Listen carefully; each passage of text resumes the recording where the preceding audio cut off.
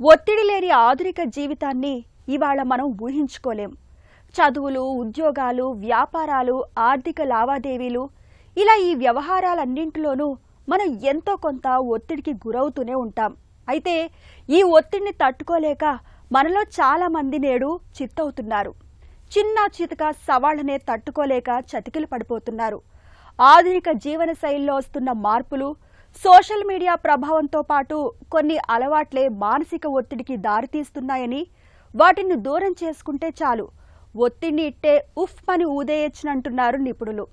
ఒత్తిడిని అధిగమించడానికి ఉపకరించే మార్గాల గురించి ఇప్పుడు తెలుసుకుందాం.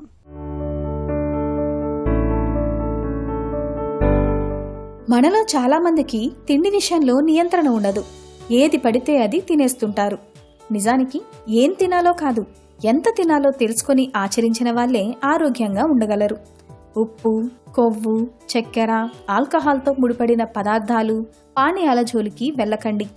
ఇవన్నీ ఆరోగ్యాన్ని దెబ్బతీస్తాయి. అందుకే తిండిలో నిగ్రహం పాటించాలి. కూరగాయలు, పండ్లను ఎక్కువగా తినాలి.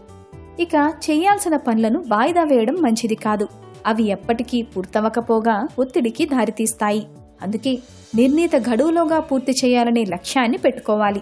అలానే సమయపాలన పాటించాలి. కొందరు టైం సరిపోవడం లేదంటూ ఒత్తిడికి గురవుతుంటారు.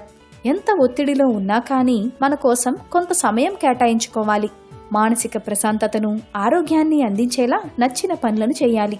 ఏదైనా హాబీ ఎంచుకోవడం, నలుగురితోనూ కలవడం, కాసేపు హాయిగా రిలాక్స్ అవ్వడం వంటి చర్యలతో తిరిగి రీఛార్జ్ అవ్వగలం.